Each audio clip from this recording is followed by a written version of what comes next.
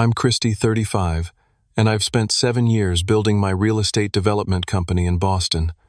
The 5-bedroom Victorian I renovated myself was supposed to be my crowning achievement. Instead, it became the center of a family war when my father demanded I hand over my house to my pregnant sister Rachel and her gambling-addicted husband.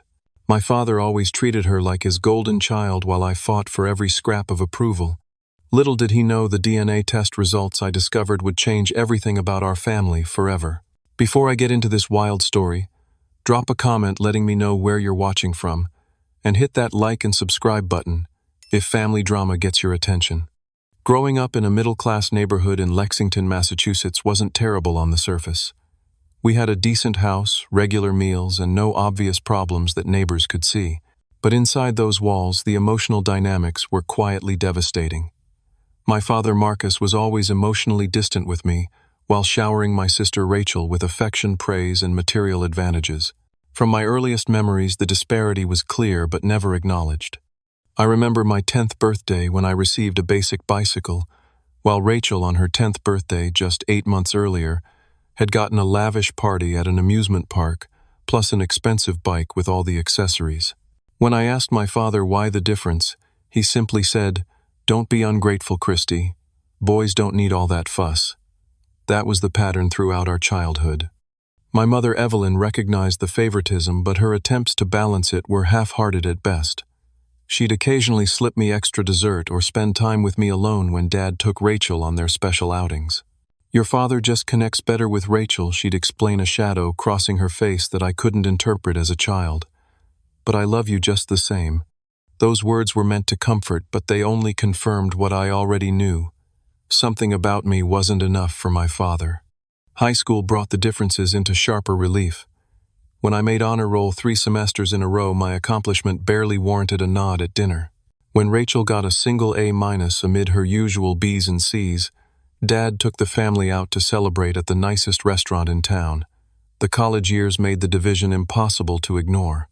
Rachel's education was fully funded tuition apartment spending money, while I was told I needed to learn responsibility by working my way through school.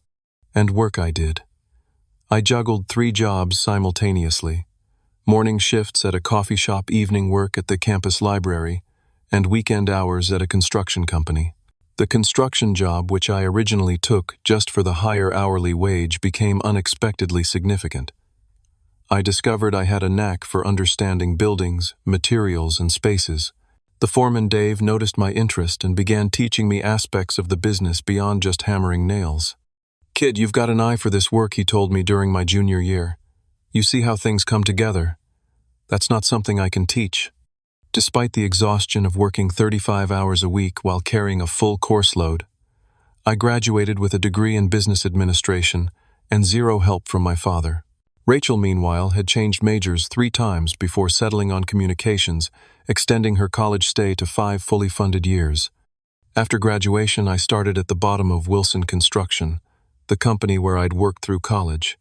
The pay was modest, but I lived frugally, sharing an apartment with 2 other guys and saving every penny I could.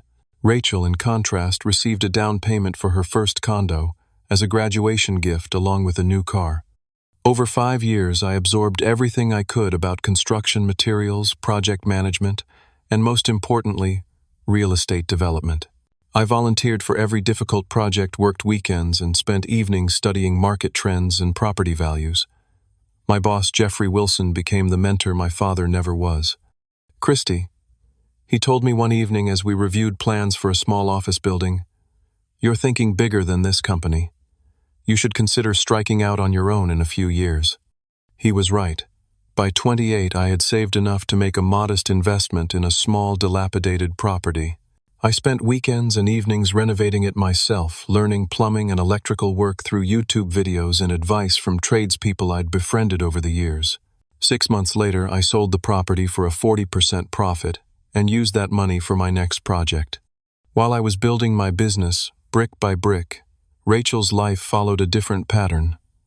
Her first job at a marketing firm lasted less than a year before she quit, claiming her boss didn't appreciate her creativity. Dad paid her rent during the 3 months she spent finding herself before the next job, which lasted just 8 months. Then came a string of similar positions, none lasting longer than a year, with Dad always providing a financial safety net. Rachel's relationship choices followed a similar pattern of poor decisions rescued by parental intervention. First came Trevor, a musician who borrowed $3,000 from her for equipment and disappeared. Then Andrew, who moved into her condo and contributed nothing for 6 months. Each time Dad would step in with money and support, never suggesting she might need to make better choices. Gregory, her current husband, seemed different at first. He had a steady job in sales and a charming personality, but within a year of their relationship the signs appeared. Small gambling debts he needed help with, missed rent payments, borrowed money that was never repaid. Despite these red flags, Rachel married him last year, with Dad paying for an extravagant wedding. Throughout these years, my business, Christie Brothers Development, ironically named since I have no brothers, grew steadily. I developed a reputation for quality renovations of historic properties, preserving their character while updating them for modern living. Each successful project built my reputation and expanded my opportunities. 3 years ago, I found the property that would become my own home, a neglected Victorian in a transitioning neighborhood. The house had gorgeous bones, high ceilings, intricate woodwork, and large windows, but years of neglect had left it in desperate need of rehabilitation. I spent 18 months renovating it, doing much of the work myself in the evenings after managing my other projects. I restored the original hardwood floors, rebuilt the ornate staircase, and created a modern kitchen that respected the home's historic character. The 5-bedroom, 3-bathroom house became more than just a place to live. It represented everything I had accomplished, despite the lack of support from my family. Every squeaky floorboard I fixed, every wall I painted, every tile I laid, was a testament to my determination to succeed on my own terms. The house became my sanctuary and my proudest achievement, a physical manifestation of overcoming my father's indifference. The invitation came from my mother on a Tuesday evening, as I was reviewing contracts for a new development project. "Christy, honey, I think it's time we had a family dinner at your new place. It's been 3 months since you moved in, and we still haven't seen it properly." Despite my complicated relationship with my family, I felt a flicker of excitement. Finally, a chance to show my father what I had accomplished. Maybe this would be the moment he'd acknowledge my success. I spent the next 3 days hiring a professional cleaning service to make the house spotless, planning an elaborate meal of my father's favorite foods, and even purchasing a bottle of the expensive scotch he preferred. Sunday arrived, and I felt a nervous energy as I put the finishing touches on my home. I had prepared a casual but impressive dinner: prime rib, my father's favorite, roasted vegetables from the farmer's market, and homemade bread rolls with my mother's favorite chocolate cake for dessert. Everything needed to be perfect. They arrived at 6, my father looking vaguely disinterested, my mother nervously excited, and Rachel with Gregory in tow, both eyeing the house critically from the moment they stepped through the front door. "Well, it's certainly big," my father commented without a hint of admiration, as I led them through the entryway with its restored parquet flooring and original stained glass window. "Christy did all the restoration work himself," my mother added, touching the polished walnut banister. "It's beautiful, honey." The house tour continued with similar dynamics, mother offering genuine compliments, father making non-committal noises, and Rachel and Gregory exchanging whispers I couldn't quite catch. When we reached the master suite with its large bay windows overlooking the garden, Rachel finally spoke directly. "This bedroom is almost as big as our entire apartment," she said, a note of resentment in her voice. "You've done well for yourself," Gregory added with a smile that didn't reach his eyes. "Must be nice having all this space just for one person." Dinner began pleasantly enough. The food was well received, and my mother made efforts to keep the conversation flowing with questions about my recent projects and neighborhood. For a brief moment, I felt the warm glow of family connection I'd always craved. Then my father cleared his throat during a lull in conversation. "The house is impressive, Christy. More than I expected, to be honest." It was the closest thing to a compliment he'd ever given me about my work, and for a moment my heart lifted. "Thank you, Dad. That means a lot coming from you." His next words shattered the moment. "Though it seems excessive for a single man, all these empty bedrooms going to waste." Before I could respond, Rachel reached for Gregory's hand and broke into a wide smile. "Well, speaking of family news, we have an announcement." She paused dramatically. "We're pregnant. The baby's due in February." The table erupted in excitement, my mother jumping up to hug Rachel, my father beaming with pride as he shook Gregory's hand. I offered my congratulations, sincerely despite the familiar sting of seeing how easily Rachel commanded our father's approval. "This is wonderful timing," my father said once the initial excitement had settled. "Rachel and Gregory have been looking for a larger place, especially now with the baby coming." I nodded politely. "The market in their area has some nice 3-bedroom options opening up. I'd be happy to help them look." Actually, my father interrupted, his tone shifting to the authoritative voice he used when making business decisions. "I've been thinking about a more practical solution." The room fell quiet. My mother suddenly became very interested in rearranging her silverware. "Christy, you have this enormous house with 4 empty bedrooms. Rachel and Gregory need more space for their growing family. It makes perfect sense for you to let them have this house." I stared at him, certain I had misheard. "Let them have my house, as in sell it to them." My father waved his hand dismissively. "They couldn't afford to buy it outright now, of course. But you could move back into an apartment. You're just one person after all, and let them take over here. You can always find another house later when you have a family of your own." The casual way he suggested I abandon my home, the physical manifestation of years of hard work and sacrifice, left me speechless. Rachel, however, was nodding enthusiastically. "It would be perfect for us," she chimed in. "The nursery could go in the bedroom next to the master, and we could use the 3rd floor as a playroom once the baby's older." They were already mentally moving and rearranging my life's work to suit their needs. "This isn't just a house," I finally managed to say, struggling to keep my voice level. "This is my home. I spent 18 months renovating it myself. Every room represents hundreds of hours of my personal labor." "It's just business, Christy," my father replied with a hint of impatience. "You're in real estate development. You buy and sell properties all the time. My personal home isn't just business." I countered, feeling heat rise in my face. "Would you give up your house if I asked for it?" My father's expression hardened. "That's completely different. Your mother and I have built a life in our home. You're a single man with no attachments. This house is wasted on you." Those words, "wasted on you," cut deep, encapsulating a lifetime of being deemed less worthy than my sister. In that moment I saw clearly that nothing I achieved would ever be enough to earn my father's respect. "I'm sorry," I said firmly, "but this house isn't available. I'd be happy to help Rachel and Gregory find something suitable within their budget, maybe help with renovations." "This isn't about money," my father interrupted, his voice rising. "This is about family. Your sister is having a baby. Your niece or nephew will need a proper home. If you cared about family at all, you'd want to help." And there it was, the familiar emotional manipulation, weaponizing family connections to make me feel selfish for maintaining boundaries. I'd experienced this tactic my entire life, but this time the stakes were too high to cave. "I do care about family," I replied, struggling to maintain my composure, "but giving up my home isn't a reasonable request. There are many ways I can support Rachel and Gregory that don't involve sacrificing everything I've worked for." The rest of the dinner deteriorated quickly.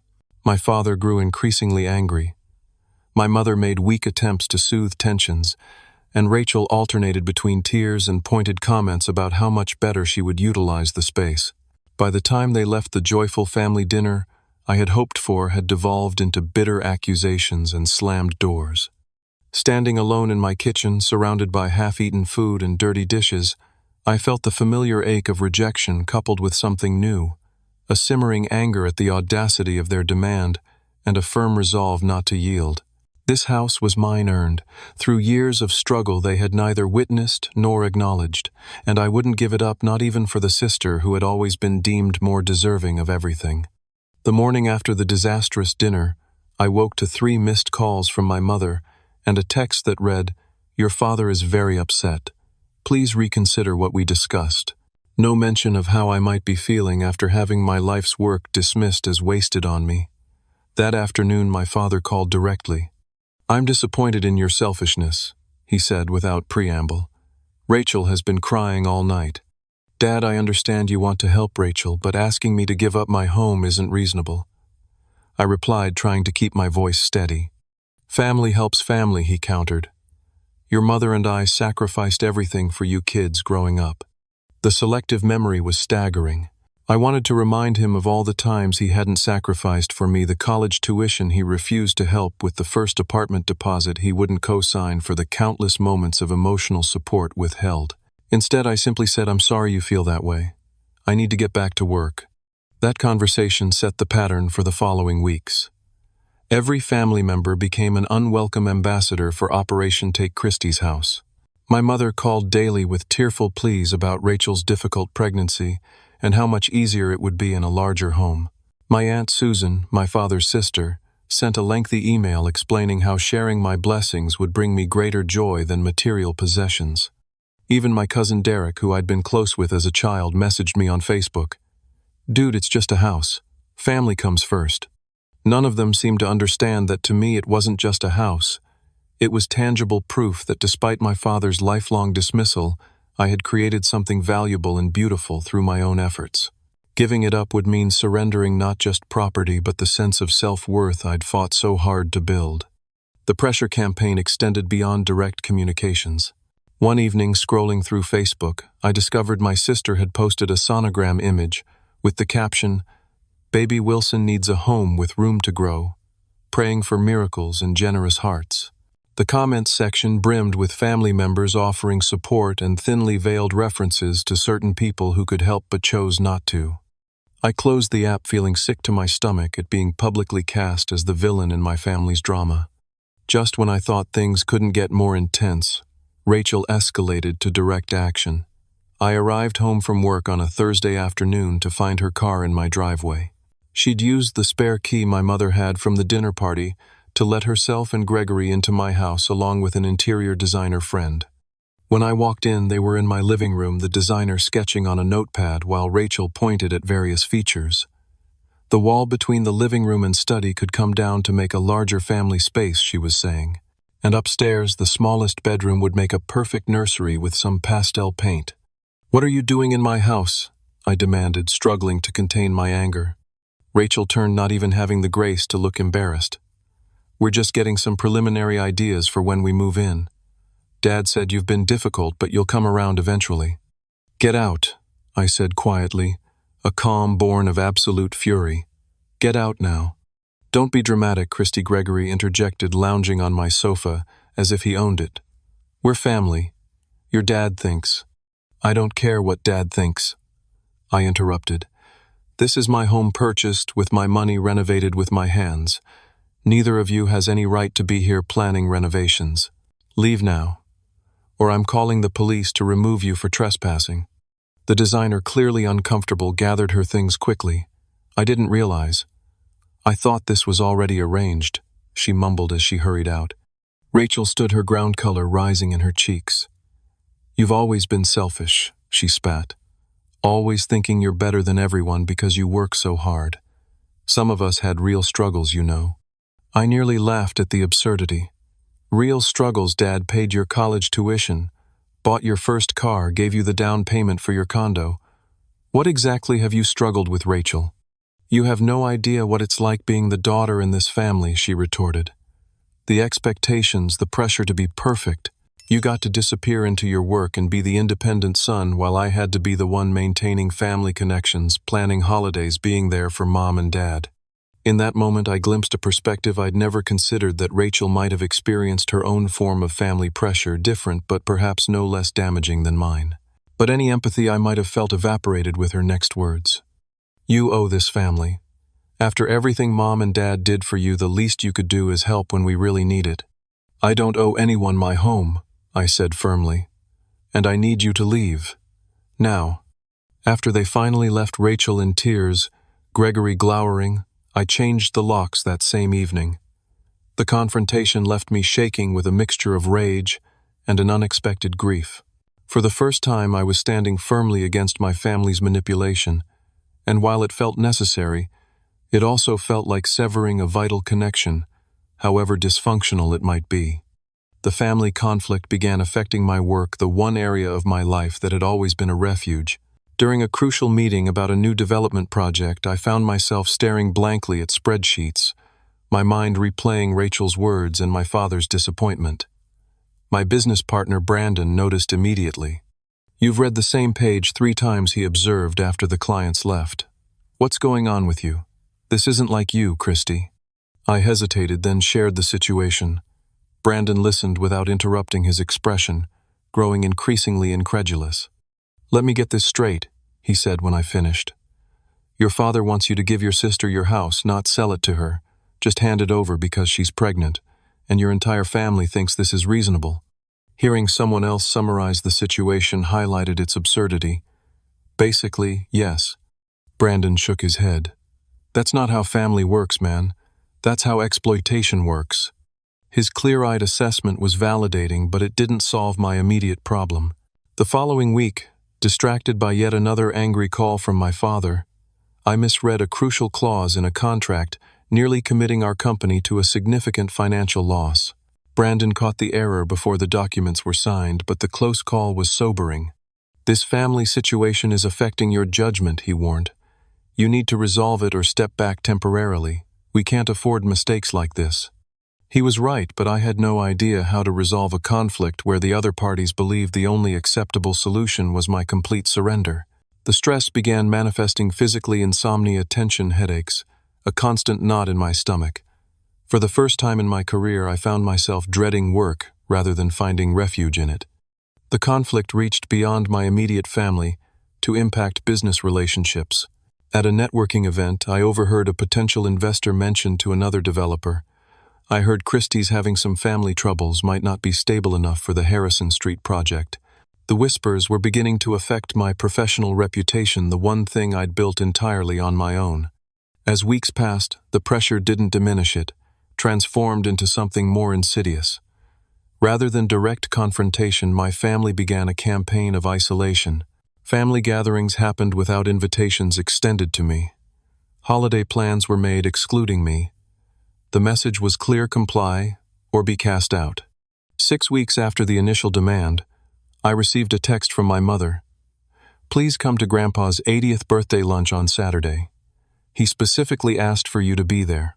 The message felt like an olive branch, and despite everything, I missed my grandfather. He had always been kind to me, showing genuine interest in my construction projects, even when my father dismissed them. I arrived at my parents' house Saturday afternoon with a carefully chosen gift for Grandpa, a vintage book about Boston architecture that I'd found at a specialty shop. The atmosphere seemed artificially cheerful as I entered, with conversations pausing briefly before resuming with forced brightness. My grandfather greeted me warmly with a firm handshake that belied his age. "There's my builder," he said affectionately. "Your grandmother would have loved to see what you've done with that old Victorian." For a moment I relaxed, thinking perhaps this gathering could be a step toward healing the family rift. That illusion shattered during lunch when my father clinked his glass for attention. "Since we have the whole family together," he announced, "I think we should address the elephant in the room. As you all know, Rachel and Gregory are expecting their first child, the first great-grandchild for Dad." He nodded toward my grandfather. "They need a family home, and Christy has a 5-bedroom house he doesn't need." My stomach dropped as I realized the family gathering was actually an ambush. Around the table, aunts, uncles, and cousins nodded in agreement. My grandfather looked confused, clearly not having been briefed on this family conflict beforehand. "We've given Christy time to come to the right decision on his own," my father continued. "But with the baby coming in just a few months, we need resolution. I think he needs to hear from all of us how important family support is in times like these." What followed was a carefully orchestrated intervention. One by one, family members expressed their disappointment in my selfishness and urged me to do the right thing. My Uncle Robert spoke about sacrifices he'd made for family. Aunt Susan invoked my late grandmother, suggesting she would be ashamed of my behavior. Even my young cousins had clearly been coached to ask why I didn't want the new baby to have a nice home. Throughout the barrage, I remained silent, a strange calm settling over me as I recognized the full extent of the manipulation. My mother watched anxiously, occasionally trying to soften the harsher comments, but never actually defending me. Rachel sat with her hands resting protectively on her slightly rounded belly, tears streaming down her face for maximum effect. When everyone had spoken, my father delivered what he clearly viewed as the killing blow. "Christy, it's time to decide what matters more to you, a house or your family. Because I can tell you right now, if you continue to refuse to help your sister in her time of need, you're choosing not to be part of this family anymore." The table fell silent, all eyes on me. In that moment I felt a strange sense of clarity. The people around this table claimed to be family, yet not one of them, not even my mother, had considered what this demand might mean to me, how it might feel to be asked to surrender the tangible symbol of my hard work and independence. I stood up slowly, my voice steadier than I expected. "I've worked for everything I have without help from any of you. My home represents years of sacrifice and effort. I won't give it up because Rachel failed to plan for her future." I turned to my grandfather, genuine regret in my voice. "I'm sorry this overshadowed your birthday, Grandpa. I love you." Then I walked out, ignoring the eruption of voices behind me. In my car, the composure crumbled. Tears blurred my vision as I pulled away from the house where I'd grown up, feeling as though I'd just severed my last connection to my family. The drive home passed in a fog of grief and anger. That evening was the lowest point. Alone in the house I'd fought so hard to create and was now fighting to keep, I questioned everything. Was I being selfish? Was a house, even one that meant so much to me, worth losing my entire family over? The doubt was crippling, magnifying the silence of my empty home until it felt less like a sanctuary and more like a prison of my own making. Around midnight, desperate for connection with someone who might understand, I called my cousin Eliza. Unlike the rest of the family, she hadn't attended the ambush lunch, having moved to Seattle for work 2 years earlier. We'd always gotten along well, bonding over being somewhat outside the family's inner circle, me because of my father's indifference, her because of geographical distance.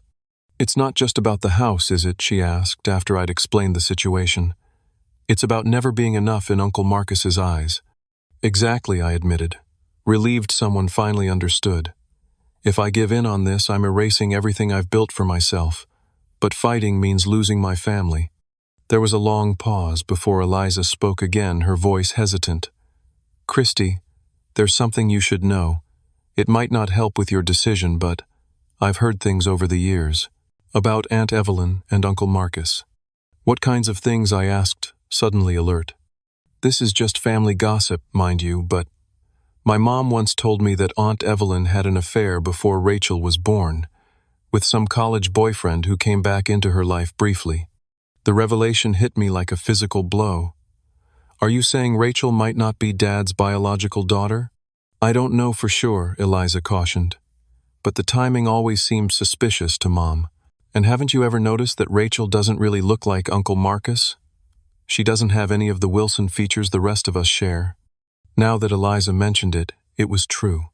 Rachel had never resembled our father or any of the Wilson relatives.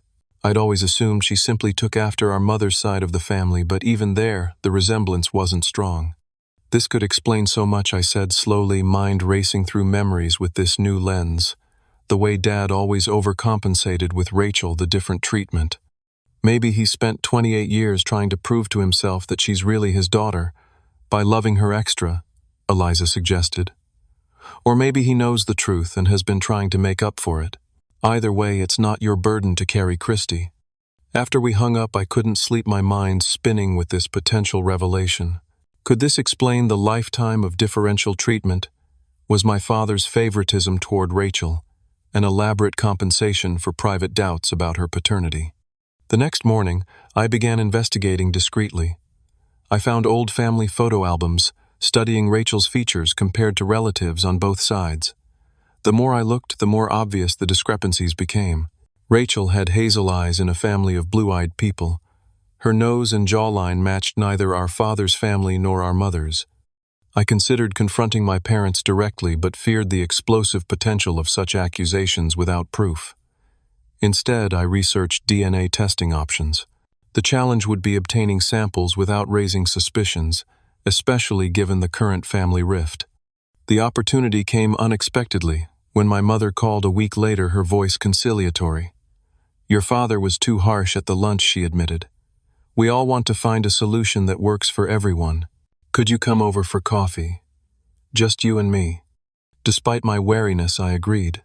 During the uncomfortable visit, I managed to collect what I needed: a hair from my father's brush in the bathroom, a tissue my mother discarded, and later, under the guise of reconciliation, a coffee cup Rachel had used when she stopped by. Unexpectedly during my visit, the next 3 weeks of waiting for DNA results were agonizing.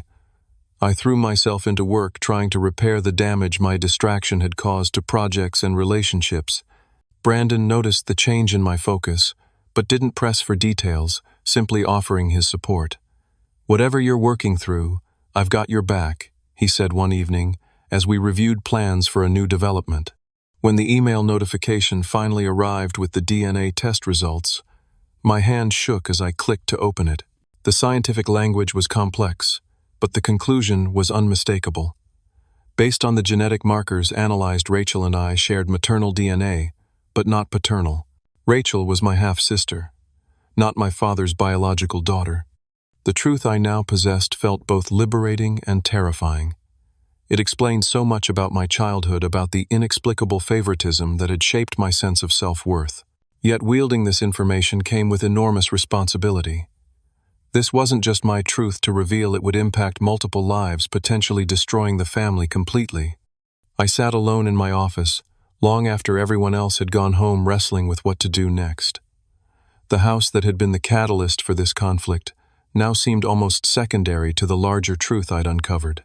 Whatever I decided, there would be no returning to the family dynamic I'd known my entire life. Everything would change. For a week, I carried the weight of the DNA test results, uncertain how to proceed. Finally, I reached out to Brandon, not just as a business partner, but as the closest thing I had to a trusted friend. "I need your perspective on something personal," I said, explaining the situation and showing him the test results. "I know the truth now, but I don't know what to do with it." Brandon considered carefully before responding. "This explains a lot, but it's explosive information. If you use it just to win the house argument, you'll destroy your family completely. Is that what you want?" His question forced me to examine my true motivations. Was I seeking justice for years of unfair treatment, or was I looking for a nuclear option to end the house conflict? Neither approach felt right. "I think I need professional help with this," I admitted. On Brandon's recommendation, I made an appointment with Dr. Patricia Winters, a family therapist.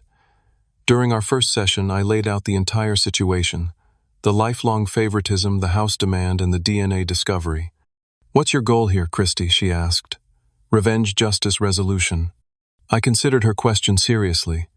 I want the pressure about my house to stop, but I want to understand. All these years I thought there was something wrong with me, something that made me unlovable to my father. If this is why he favored Rachel, at least I'd know it wasn't my fault. Dr. Winters helped me develop a strategy for confrontation that wouldn't be purely destructive. "This revelation will be traumatic for everyone involved," she cautioned. "If you choose to share it, do so with care for the human beings who will be affected, including yourself." Following her advice, I arranged a meeting at a neutral location, a private room at a restaurant I occasionally used for business meetings. I invited only my parents and Rachel, telling them I wanted to discuss a compromise about the house situation. To my surprise, they agreed readily, perhaps thinking I was finally capitulating to their demands.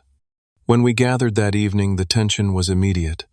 My father wore an expression of smug satisfaction, clearly expecting me to surrender. Rachel looked nervous but hopeful. My mother's anxiety was palpable as she fidgeted with her napkin. "Thank you for coming," I began formally. "Before we discuss the house, there are some things I need to say about our family dynamic." My father immediately tried to take control. "We're not here to discuss feelings, Christy. We're here about practical matters. Rachel's need for a family home. This is relevant," I insisted firmly. "For as long as I can remember, there's been a clear favoritism in our family. Rachel has received emotional and financial support that was never offered to me.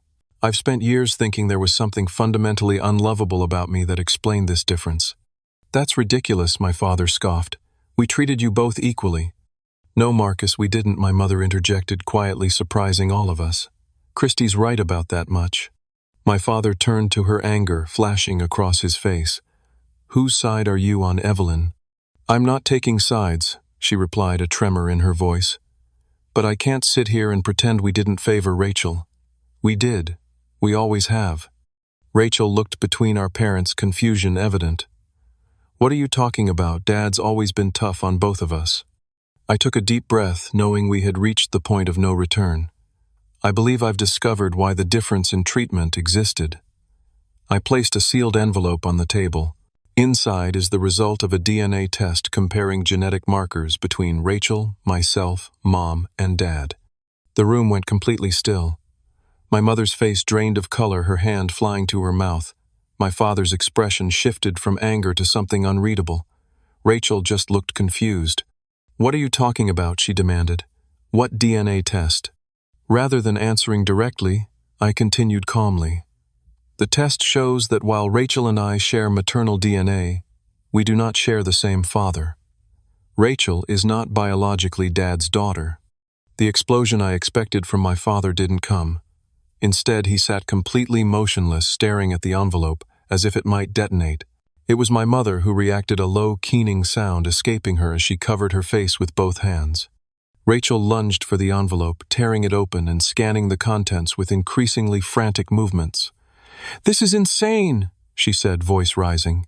"You're making this up because you don't want to give me your house. This is a sick joke." "It's not a joke," I said quietly. "I had the tests done at a reputable lab. The results are clear." Rachel turned to our mother, who couldn't meet her eyes. "Mom, tell him this is crazy. Tell him Dad is my father." The prolonged silence from our mother was more damning than any confession. When she finally spoke, her voice was barely audible. "I'm so sorry. I never thought. I never imagined anyone would find out." My father suddenly stood his chair, scraping loudly against the floor. Without a word, he walked out of the restaurant, leaving the three of us in stunned silence. Rachel's shock transformed into rage as the reality sank in. "How could you?" she screamed at our mother. "My entire life has been a lie. Who is my real father? Does he know about me?" My mother seemed to collapse in on herself, decades of secrets suddenly exposed. "His name was Alan Mercer. We dated in college before I met your father. He came back into my life briefly when Christy was a toddler. It was a mistake. A terrible mistake." "Does Dad know?" I asked, suddenly uncertain. The lack of explosion from my father suggested this might not have been the revelation I expected. "He suspected," my mother admitted. "When Rachel was born, there were comments from family about how little she resembled Marcus. We never did a test, but I think he's always known on some level." Rachel was openly sobbing now, her pregnancy-enhanced emotions overwhelming her. "So my entire life, the way Dad doted on me, made sure I had everything, was just guilt and compensation." "He loves you," my mother insisted, reaching for Rachel's hand, which she yanked away. "Whatever the biology he raised you, he chose to be your father in every way that matters." The revelation had accomplished what I wanted, shifting the focus entirely away from my house. But I felt no triumph, only a profound sadness for the web of secrets and compensations that had shaped all our lives. Rachel, still crying, gathered her things and left to find my father. My mother remained, looking suddenly older and unbearably tired. "I never meant to hurt anyone," she said softly. "I thought I was protecting my family by keeping the secret." "But the secret hurt us anyway," I replied. "It created a dynamic that made me feel worthless for decades." She nodded, tears streaming down her face. "I know. And I let it happen because I was afraid if I pushed too hard against Marcus's favoritism, he might start questioning why he felt the need to overcompensate with Rachel. I failed both of you. I'm so sorry, Christy."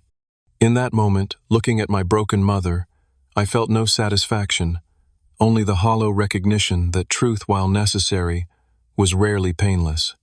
The aftermath of the revelation was predictably chaotic.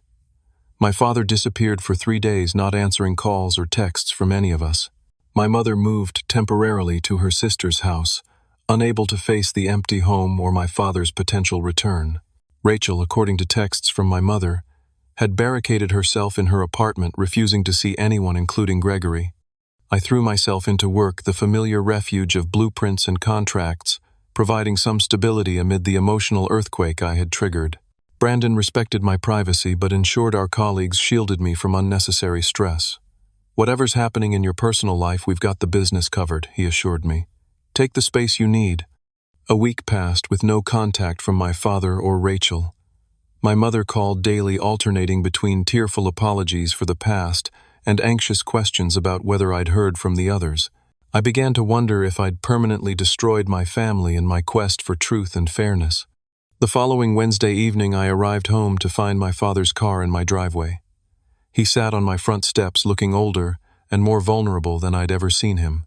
His normally immaculate appearance was disheveled, unshaven, wearing the same clothes he'd had on at the restaurant confrontation a week earlier.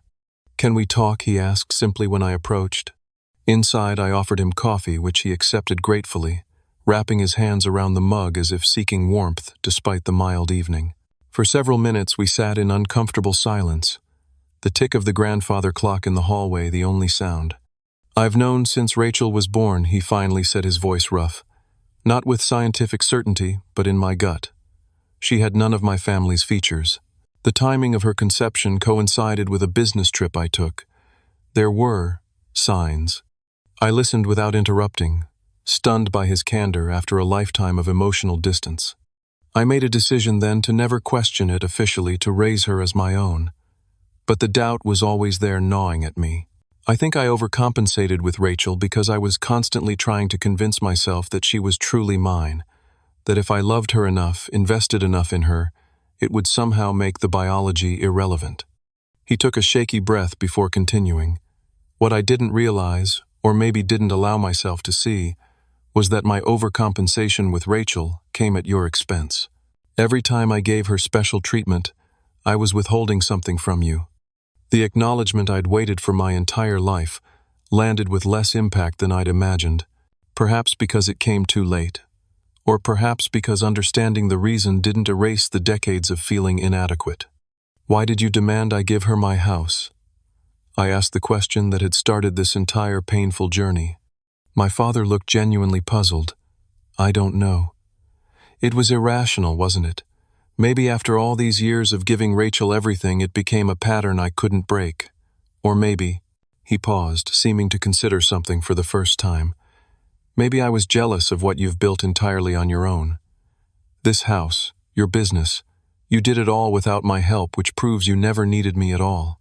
The vulnerability in this admission was so unexpected that I didn't know how to respond.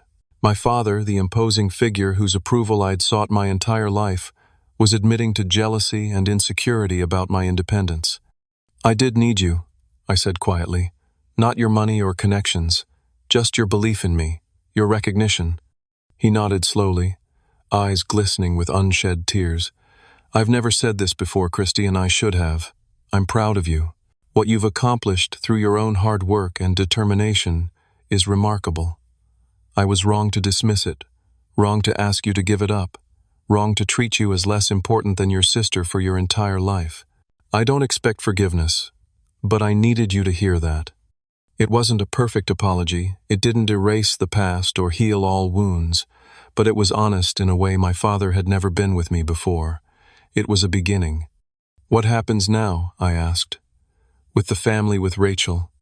"I don't know," he admitted. "Your mother and I have a lot to work through.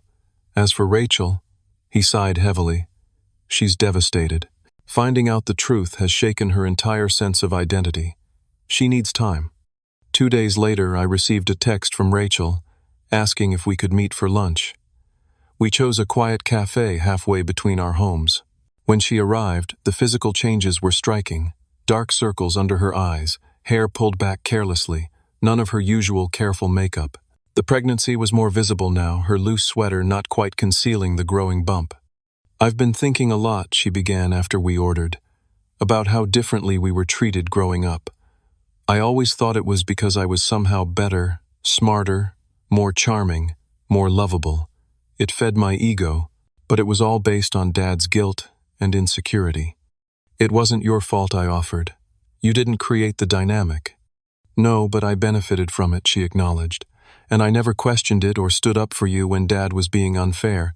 I just accepted the preferential treatment as my due." She twisted her napkin nervously. The house thing that was completely out of line. I can see that now. The entitlement I felt. It's embarrassing. Who is Alan Mercer? I asked the question that had been lingering since the revelation. Have you tried to find him? Rachel nodded. Mom gave me his information. He lives in Colorado, now married with 2 grown children. I haven't contacted him yet. I'm not sure I'm ready. Whatever you decide, I'll support you, I said, meaning it. The DNA test had revealed we were half-siblings, but in many ways that biological reality felt more honest than the manufactured family dynamic we'd grown up with. I'm sorry about the house, she said after a pause. Gregory and I have been looking at apartments we can actually afford. It's a reality check, but maybe one we needed. The conversation marked a turning point in our relationship, the first time we'd spoken as equals rather than as competitors for our father's approval. Before we parted, I made an offer I meant what I said before about helping you find a place. Not my house, but I have connections in real estate knowledge about neighborhoods with good schools. Let me help in a way that makes sense. Her grateful smile felt like the beginning of a new kind of sibling relationship, one based on mutual respect rather than resentment and competition. With the house issue resolved, I returned to my business with renewed focus and energy. The project that had suffered during the family crisis, a mixed-use development in a historically significant neighborhood, became my priority. I redesigned elements to better honor the area's architectural heritage, while creating affordable housing units alongside luxury apartments. The concept was innovative enough to attract attention from local media and industry publications. This is your best work, Brandon commented, as we reviewed the finalized plans. Whatever you went through these past months, it's transformed your approach. He was right. The experience had shifted something fundamental in me. With the weight of seeking my father's approval finally lifted, I found myself designing spaces not to prove my worth, but to create something meaningful. The development, which we named Wilson Heritage Commons in honor of my grandfather, became a showcase project that elevated our firm's reputation. When the project broke ground 2 months later, I invited my family to the ceremony. To my surprise, they all came, my parents standing somewhat awkwardly beside each other but making an effort. Rachel and Gregory, her pregnancy now visibly advanced. Even my grandfather beaming with pride at seeing his name on the project. You've built something remarkable here, my father said after the speeches and photo opportunities. Not just the buildings, but the vision behind them. The compliment, freely given without manipulation or agenda, meant more than all the approval I'd sought for decades. 1 year after the confrontation that revealed our family's secret, we gathered at my house for Thanksgiving dinner. The dynamic was markedly different from any previous family gathering. My parents had spent 6 months in couples therapy, slowly rebuilding their relationship on more honest footing. They arrived together, but with a new carefulness in their interactions, the comfortable assumptions of a 35-year marriage, replaced by the conscious efforts of people choosing to stay connected despite difficult truths. Rachel and Gregory came with 4-month-old Emma, who had her mother's eyes and her father's chin. A new genetic beginning, unconnected to our family's complicated past. They had moved into a modest 3-bedroom townhouse that I had helped them find in a good school district, which Gregory had managed to afford by taking a second job and finally addressing his gambling addiction. She's beautiful, I said, holding my niece while Rachel prepared her bottle. The baby gurgled and grabbed at my tie, her tiny fingers surprisingly strong. We're thinking of having Alan visit next month, Rachel said, referring to her biological father with whom she'd established cautious contact via email 3 months earlier. He's curious about Emma, his first grandchild.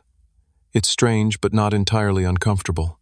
My father, overhearing this, showed no signs of the jealousy or possessiveness that would have characterized his reaction a year ago. Instead, he nodded thoughtfully. I think that's appropriate. Emma should know her full heritage. This simple acknowledgement of reality, rather than clinging to appearances, marked how far he had come. Our relationship had evolved too. We would never have the effortless father-son bond I had envied in friends, but we had developed something perhaps more valuable.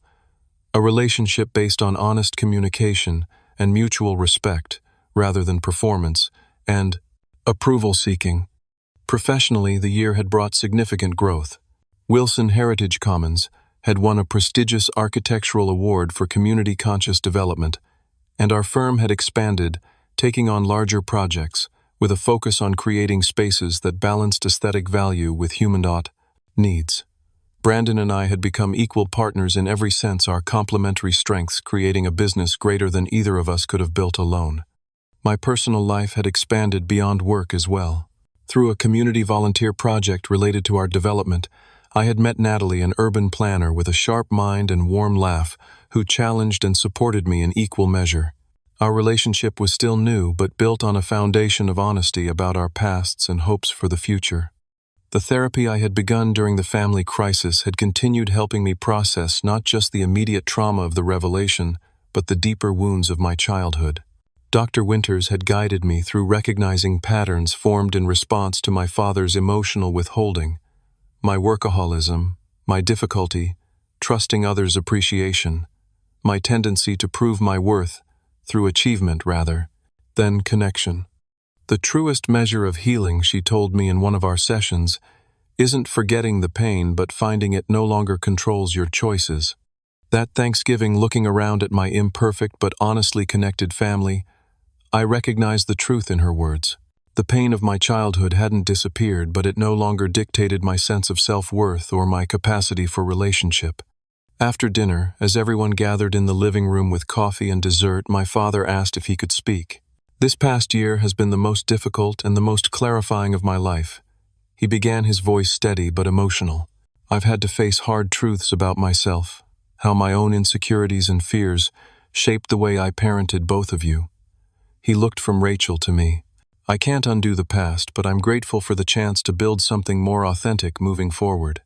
My mother, sitting beside him, reached for his hand. We both are, she added quietly. Later, as the evening wound down and guests began to leave, I found myself alone in the kitchen with my grandfather.